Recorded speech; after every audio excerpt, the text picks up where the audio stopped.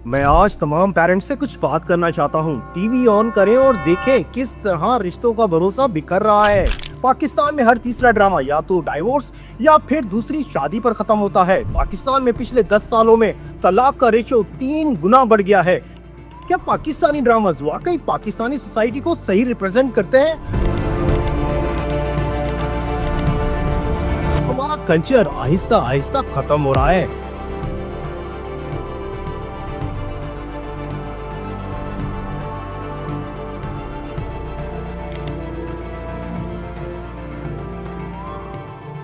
अस्सलाम दोस्तों, पाकिस्तान में हर साल 100 से ज्यादा ड्रामास बनते हैं और अब ड्रामा इंडस्ट्री आर्ट के बजाय बिलियन ऑफ रुपीस का खेल बन चुका है।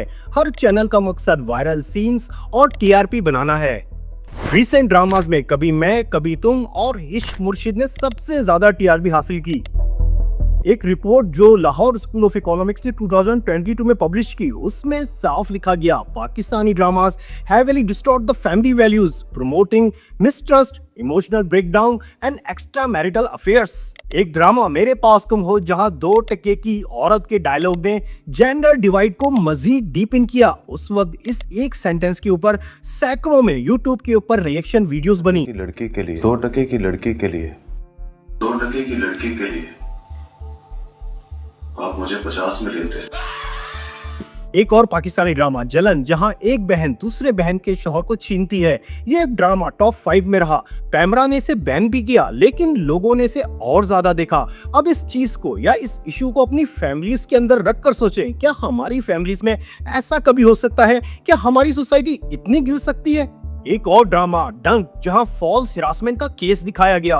रिजल्ट रियल विक्टिम की क्रेडिबिलिटी पर सवाल उठ गया। लेकिन एक वक्त था जब ड्रामास रियल इश्यूज को हाईलाइट करते थे और सोसाइटी की कंस्ट्रक्शन में अपना रोल प्ले करते थे, जैसे उड़ान, धूप किनारे, तन्हाइयां, वारिस, जहां डिफरेंट की इश्यूज को रेस किया गया। लेकिन अब वही ड्रामा सोसाइटी को एक नई डायरेक्शन की तरफ लेके जा रहे हैं, जो आगे चलकर मजीद खतरनाक हो सकती है।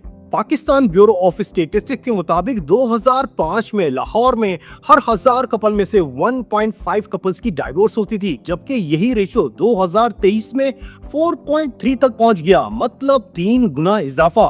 कराची की फैमिली रिपोर्ट 2022 के मुताबिक एक साल के अंदर 17,000 प्लस डाइवोर्स केस फाइल हुए।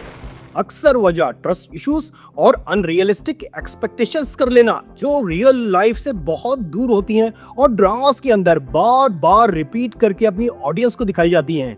एक और research institute of social policy and research ने लिखा, excessive exposure to toxic content is leading to emotional detachment and marital dissatisfaction।